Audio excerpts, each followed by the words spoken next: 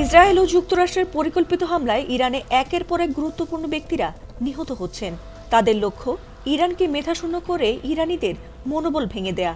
তবে সেটি এবার বুমেরাং হয়ে ফিরে এলো তাদের ভাগ্যে, কারণ ইরান জানিয়েছে যে যতদিন না পর্যন্ত তারা যুক্তরাষ্ট্র ও ইসরায়েলকে উচিত শিক্ষা না দেবে ততদিন পর্যন্ত লাগাতার হামলা চালিয়ে যাওয়ার ঘোষণা দিয়েছে ইরানি বাহিনী।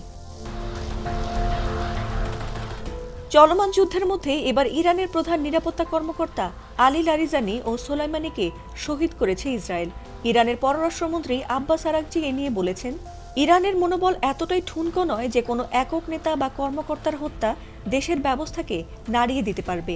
আর সেই ধারাবাহিকতায় এই দুই নেতার হত্যার প্রতিশোধ নিতেই ইতোমধ্যেই ইসরায়েলের রাজধানী তেল আবিব থেকে শুরু করে বেত শেমস দখলকৃত জেরুজালেমে আঘাত হানে ইরানি মিসাইল।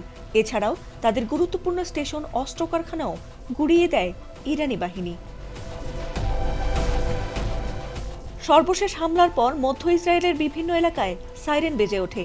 এমনকি ইরানের এই ক্ষেপণাস্ত্র হামলায় বোমা শেল্টারে ঢুকতে গিয়ে দুজন নিহত হয়েছেন। এছাড়াও এলাকাগুলোতে ব্যাপক ক্ষয়ক্ষতি হয়েছে বলে দাবি করেছে বিপ্লবী গার্ড বাহিনী আইআরজিসি।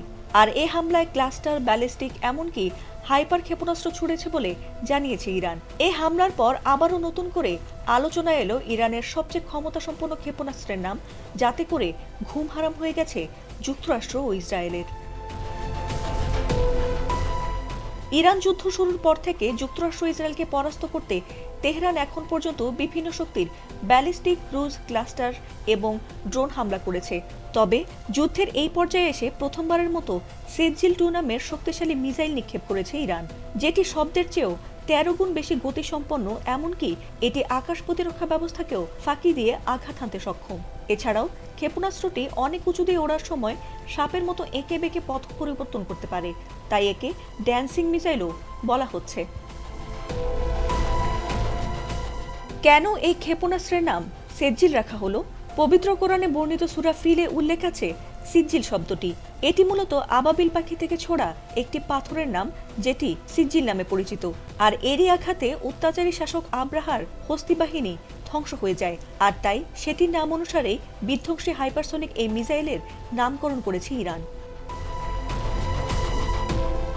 কেন এই মিসাইল এত ভয়াবহ ও বিপজ্জনক?